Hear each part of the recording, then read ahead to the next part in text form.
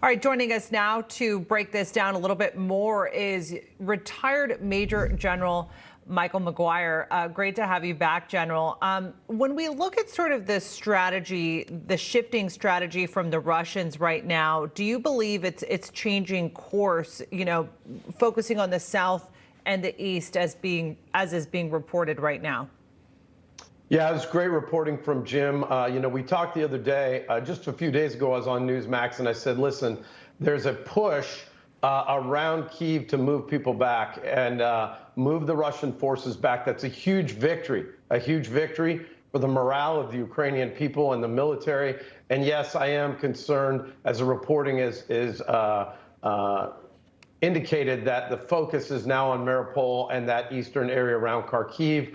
I think Putin is realizing it's costing him too much to have this three-front war, huge morale victory. And I think in terms of what you saw in the lead-in, we do need to provide them those MiG-29 aircraft. I'm encouraged that my future colleagues in the U.S. Senate are asking for that. We need leadership at this level. We need them to get that capability. But unfortunately, the people in Mariupol have been without power for 3 weeks. It's a huge humanitarian crisis. We've got to help them out. And we've got some breaking news to report right now, General, which is the Ukrainian Deputy Minister of Defense announcing that the entire Kyiv region is now back under Ukrainian control after weeks of fierce battles that we've seen, particularly in the northwestern areas. Let me pick up on your reaction to that. Well, one of the biggest victories since the U.S. defeated King George, right? Badly outnumbered on the first night. I was on your network 8 hours in, and I said the Ukrainian people have had a taste of liberty and freedom. They're not going to surrender Kyiv. Zelensky stayed there and was able to repel a fully armored column that was ready to surround the city. So now he has the ability to secure all of the western part of the country. The fighting is going to move to the east and south. We pray that we can get a ceasefire in place and move the Russians back further. But we need to provide them the S-300s, the MiG-29s, the Javelins, the Stingers, the other capabilities to protect from airstrikes and other indirect fire capacity that the Russians have on places like Lviv and Kyiv. General, I followed the parliamentary delegation, the Ukrainian members of parliament who were lobbying Congress this week on Capitol Hill. They say that they're not interested in the Soviet-era style weapons because they don't believe it will sustain them long enough to finish this fight with Russia.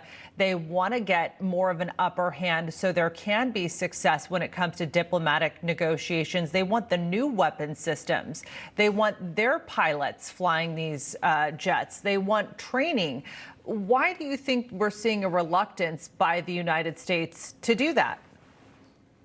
Well, I think there's two problems. One, you have to train those folks. And so how are we going to train them? We'd have to get them out of Poland. That would pull them away from the fight. The equipment they're trained on is former Soviet-style equipment like the MiG-29s. I can tell you when I was the commander of the Guard here in Arizona, we had the opportunity to send some of our F-16 pilots over to the Ukraine to fly with their MiG-29 guys. There has long been an interest in that. I think right now what we've got to do is make sure they have everything they need for the current fight and then address what they might need in the future. Poland's willingness to give those MiG-29s was the one reversal of change between the State Department and the president was the biggest fumble by Biden in this whole deal. And it's one of the reasons I'm running for Senate. We need great leaders that understand we've got to stand shoulder to shoulder with our allies, but we can't put American men and women in harm's way and risk escalation, especially when the Ukrainians are doing so well. Yeah.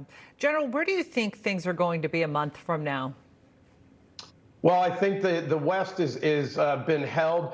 My biggest fear right now is really what happens in that eastern part and southern part of the country as they continue to fight if they don't put their crops in, because they provide 80% of the grains for all of Europe and Central Asia, and that will be a serious spillover without any direct kinetic impact. So there needs to be a ceasefire quickly. We need to get in there. We need leaders that understand this situation.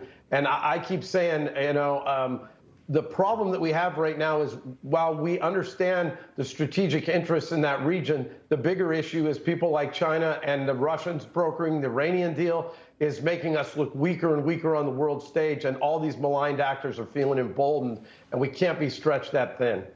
That's a really great point that you make. That certainly has complicated things to a significant degree. But when it comes to peace talks, do you believe that Moscow is approaching any of this with any real sincerity? No, I think your actions speak louder than your words. There was Jim was reporting just prior to this about activity over there on the Eastern Front near the border with Russia. The Russians are not going to give a clear, unambiguous truth. They never will. We need to get them to the table, though, and get a ceasefire in place, and then have ways to validate that ceasefire as we get humanitarian aid in. They're never going to tell us the truth, ever. All right, General, we really appreciate you being with us. Well, coming up next, thank you very much.